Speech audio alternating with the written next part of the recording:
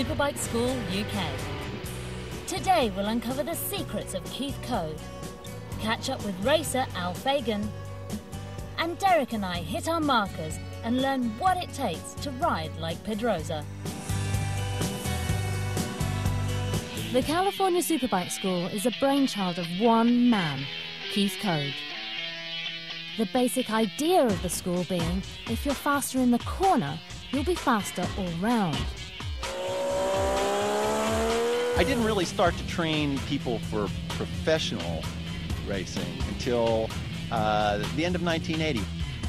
In 1980, the California Superbike School was born. The school soon began to attract attention from riders and racers worldwide. And in 1999, Andy Ibbott became the school's first British coach in Europe. The linchpin of the school's European effort, he also works with some of motorcycle racing's brightest stars.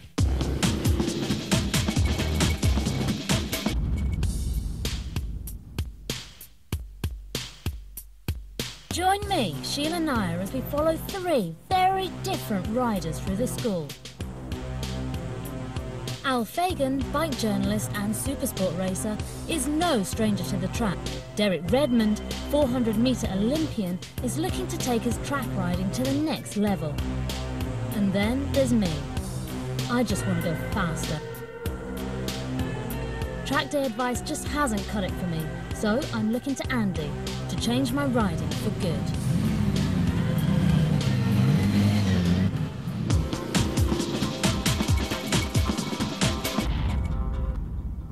The concept of turn points, the basic idea is to stop riders from turning too early. We have a natural tendency to turn into a corner much, much earlier than we need to do. It doesn't create too many problems at the beginning of the turn, but lots and lots of riders run wide on a corner because of turning too early.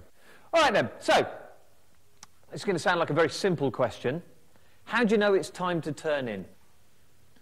What influences you? Running out road. Right, yeah, absolutely. Running out road is one of them. This is our corner. Now we're coming down here. One of the things that's going to influence is the fact that it goes to the left, I hope.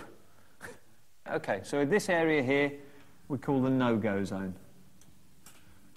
All right? It's also been called the painful zone, the expensive zone. What about here then, compared to that? Why do you feel more comfortable with the inside of the turn than the outside of the turn? You've got more track to play with at the start. You've got more space, haven't you? More space, Yeah. So we tend to perceive this as safer as a result of that. Safer part of the corner. The reason that you think it's the safer part of the corner is because you've got more room. Now, what do you need that room for? To screw it up in. Let's be fair. All right, so you think that's safer because you've got more room to crash in. Do you also agree with this statement that you go where you look? So if you start looking into the corner as soon as possible, what's that going to do to your approach line, your entry line? You're going to start turning in, aren't you? Okay, so that's going to influence when you turn as well. So it comes to this bit here, vision. Now, if you combine this with this and going where you look, it creates a line that actually feels quite comfortable at the beginning of the turn. Okay, it's a nice gradual peeling into the corner. But how many of you have discovered that by using that line that you have to make steering corrections this area here? What's happening? Turning in too early, aren't you? What it's actually doing is creating a decreasing radius turn. We kind of reversed it. Let's bring it in a little later and turn it and do that with it.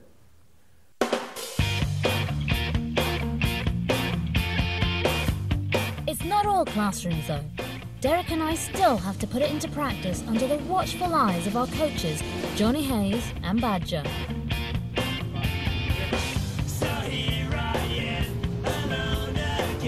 Yes,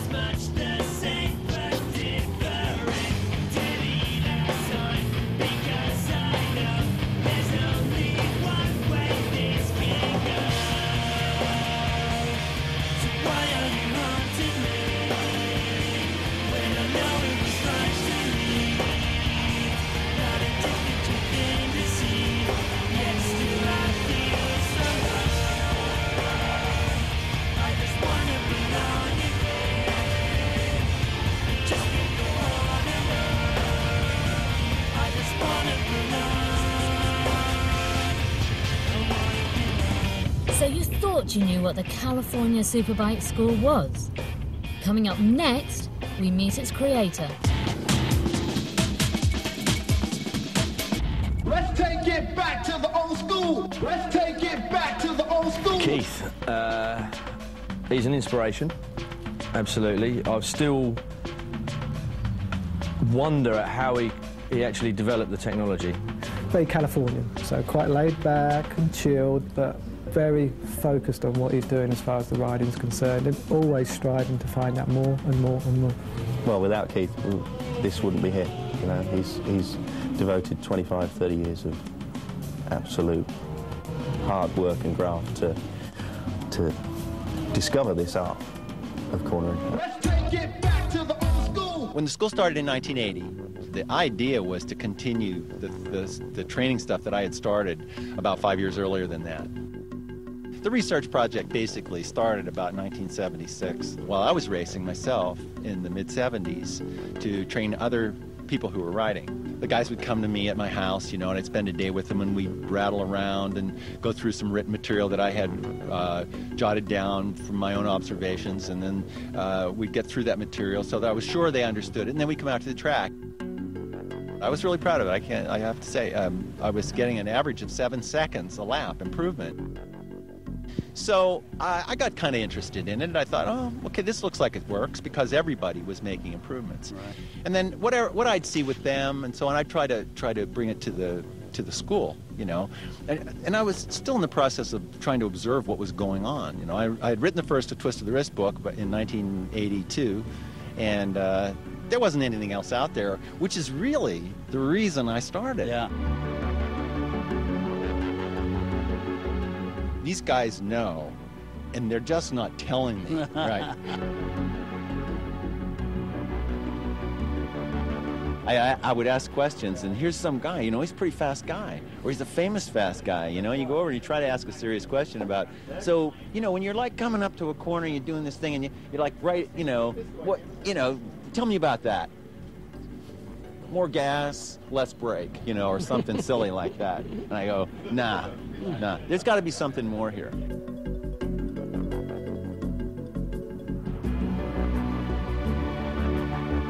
Usually the good coaches aren't the guys who are the best at it in any case, right? They're the ones who have spent the time to observe what's going on and can help. Keith has managed to completely break it down into its component parts, and he did this many, many years ago, and it all still holds absolutely true now. And even, you know, to this day, I'm still amazed at how he managed to do that. And we were having this conversation about practice. And he turned around to me and said, practice is like toilet paper. The more of it you have, the more of it you waste. And now, back to turn points. How many of you know exactly where you're turning for each and every corner out there at the moment? Exactly. Turn in a different place every time, then it's going to affect the throttle control each time. Does that make sense? So what do we need? We need a marker. So guess what? I'll give you some markers. Instead of you even having to find your own, I'll give you some. Now, hand signal's quite simply this. If your riding coach comes past you and does this, what do you think he's telling you? Turn there. Yeah, turn there. Right, not there and there and there and everywhere else I've seen you try and turn in the last, 2-3 corners I've followed you. Turn there, next to the cone. When your front wheel's next to the cone, you turn the motorcycle in. Having said that, I know that there's one corner on this track here where you'll look at where we've put the cone and you'll go, nah. That's the joke cone. It's the having a laugh cone, that one is. If you go out there and you discover this, just do this little experiment, because it will just help clarify why it's where it is. One lap, turn before it. Turn where you would have done. See how it affects your throttle control.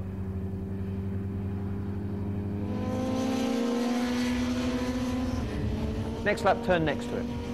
See how it affects the throttle control.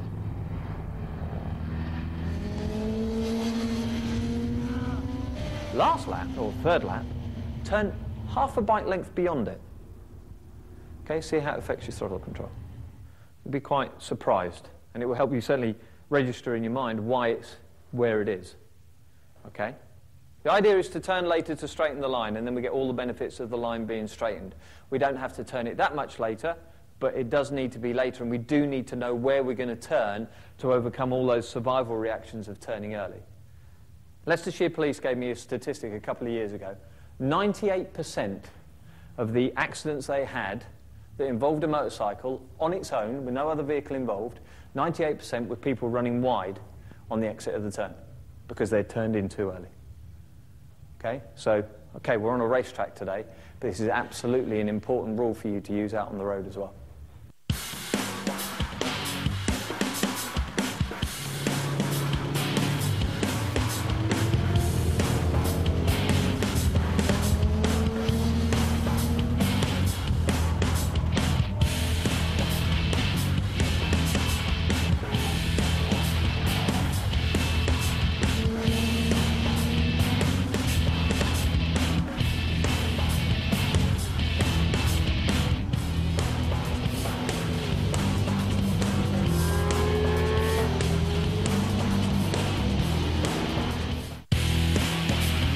Coming up next, Al gets into a twist, while Andy tells us how we can ride like MotoGP's Pedrosa with the pickup drill.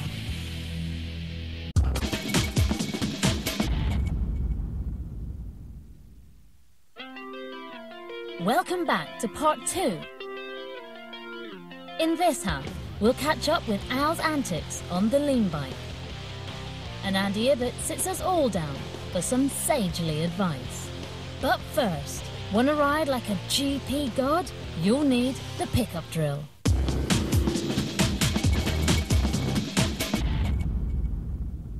Most riders are very lazy at the end of the turn, and they don't actually do much other than roll the throttle on.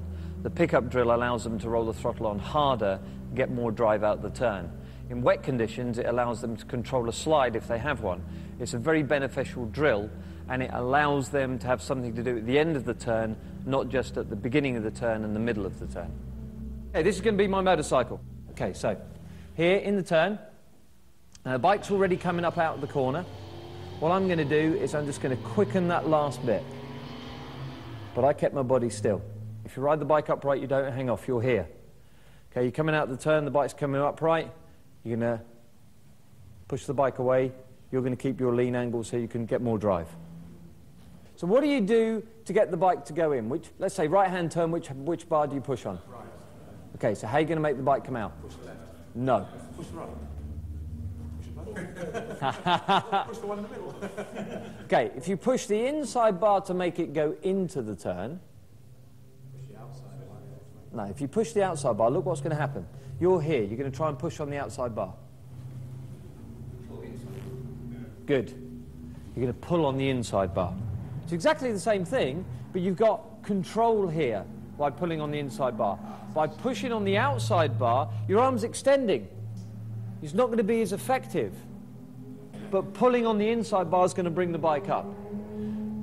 Added to that, when you pull on the inside bar, you can do that at the same time. Whereabouts in the corner do we want to do it? Do we want to do it from the apex? If you try and do it from the apex, your body weight doesn't have enough effect on the bike and you'll run wide. There is an exception to that. You can do it from the apex if you get the rear to spin up. I have to mention it. Right, if you ever watch MotoGP, Danny Pedrosa is very, very, very good at this technique. He does it almost in every single corner all the time and always off the apex. But he's always got the thing spinning up as he does it. Now, because the thing's spinning up, he's not getting much drive. So as the back end starts to spin and come round, it straightens his line up out of the corner. But as he picks the bike up, the tyre starts to grip, and that's how he gets to shoot out of the turn. If you want to ride well in the wet, then this is an absolute technique that you need. Okay, because the speeds are slower in the wet, you can do it sooner in the corner. Okay, and if you're coming out, if you think about what you're doing here, you're adding more acceleration. The more acceleration you add, what's the worst thing that's going to happen? Back end starts to spin, and if it starts to spin, it's coming round on you. But if you're already pulling on that inside bar and picking the bike up, you're already bringing the bike into the slide. Okay, so you're already correcting anything that might occur.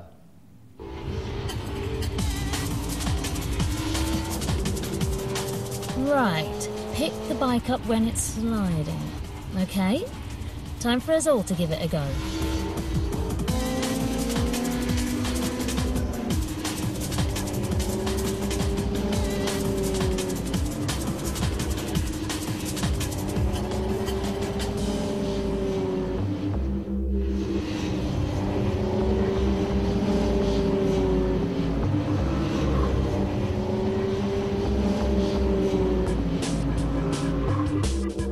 Also, I found myself in the wet just then. I found myself picking the bike up and doing the pick up from yesterday. Yeah, just automatically. Good. Which is yeah, it works well in the wet, definitely. Absolutely works well. I can see it works. It's going to work most on the road. Hairpin, I'd say, I've all of them got it nailed twice. Right.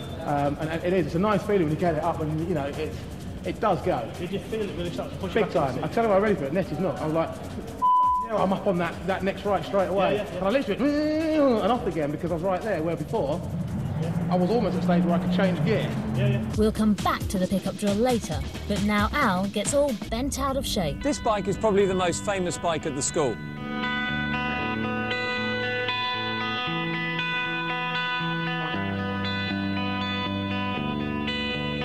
The lean bike is also the slide bike, the slide machine, which we'll talk about in a later episode.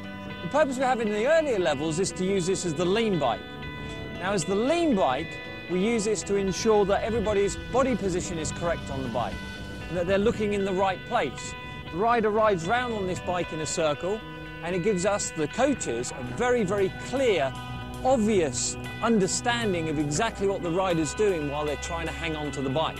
If they're not locked in correctly here, then they'll put too much pressure on the handlebars here, and it'll make the bike feel unstable. We can move around on their body position on the bike and how they lock into the bike to enable them to lean over the bike with more confidence.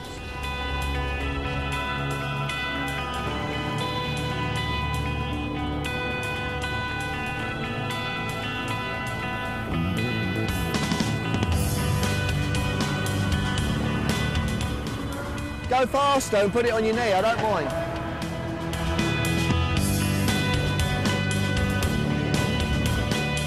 If you think about your centre line as being in line with the centre line of the bike but just offset to the inside, then it will mean that everything's moved over and it will be much easier to get your knee down. Plus, you'll take everything with you. All of your upper body will be off to the side, all right?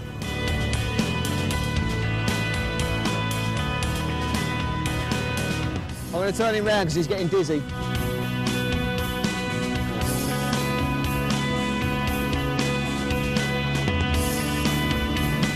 So much better. Did you notice the difference between the rights and the lefts? Yeah. When you were going around to the left, because your body shape was slightly different and you were more offset to the inside, as soon as your knee went down, you could feel it immediately. It's weird because I think it's a problem with smooth siders. These are perfectly flat. Yeah. Same position. Yeah. This side, they're always wonky. Always, that's due to, not because of peg, it's just because of my body position. I can feel it as well. The majority of people that we see deal with rights and lefts differently. They prefer one or the other. Clearly, in your case, you prefer the left. You're much more confident in it, which means that you commit to it by taking everything with you. In the right, you tend to push it away from you. So you push the bike down in the right to leave yourself kind of distance from it, you know? And it's very hard to change that, which is why we don't cover it on the first day. It's only on the second day and beyond that we start messing with body position. You get the idea? Yeah. Okay, that was good. And now, back to Andy for the second part of the pickup drill. Now, the idea is to quicken the steering at the end. Okay, so we're going to be looking at doing it this sort of part of the turn, like last little bit. If you look at it in view of timing, you're just looking to quicken it. So instead of it taking, let's say, 2 seconds to come upright from about here, about 20 degrees, you're looking to do it in 1 second. Okay, so it's just a conscious pull on that inside bar, but not a sharp pull. Sharp pull, the bike will flick up, but then you can't do anything with the throttle. You gain nothing by doing that.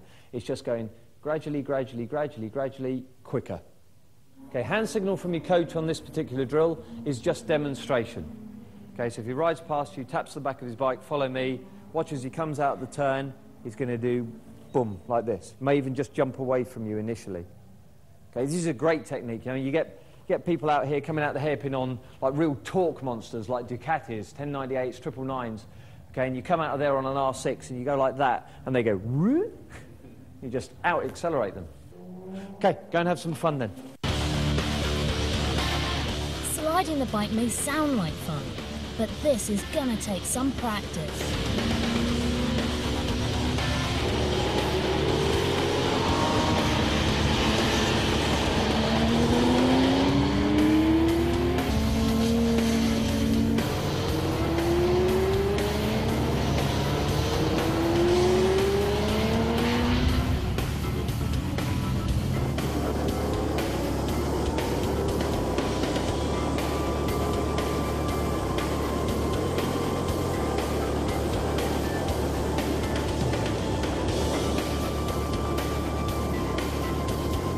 With the day drawing to a close, we're all pretty exhausted.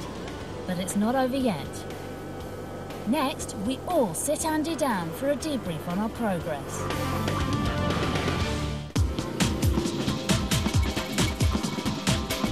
What was the overriding result you got from level 1? I mean, you know, for us, it's keep the bike stable. I mean, we even get you to do it and recite it time and time again as we go through the level 1 stuff. But is that important, do you think? In a sentence, summing up the whole of day 1 and the result of day 1, if you have managed to keep that bike stable, you have managed to put yourself in a position where you can go faster. At the end of the day, that's what we're all here for. The bottom line is we want to come away here with enough skill, enough knowledge to be able to make our bike go faster, safer. Certainly to have a lot more confidence to open the throttle up in areas where I didn't dream I will be able to, you know, to open the throttle. But it was the subtle changes that made a big difference, and that's why I found it easier for level 1 with a riding style and position that I've had for years and years, and established that. And when level 1, like the quick turns and keeping the arms down, bum back, and way more control, just the basics, tiny basics, and just made me go a lot quicker. Sheila, I mean, level 1. I found that I had a lot of weight on my hands. So as soon as we start talking about rider input and relaxing, getting my legs involved in riding the bike, I had so much more control over what I wanted to do with the throttle, with everything that my hands were doing, and there was just that much more time to think. It just slows everything down, doesn't it? Yeah. It's just... You're relaxed. Yeah, You can just get on with it. It's so much easier. Be sure to tune in next week when we take a peek at Al's charmed life as a bike journo and British supersport racer. Derek and I do the two-step, and with the rain coming down, I get a crash course in wet weather riding.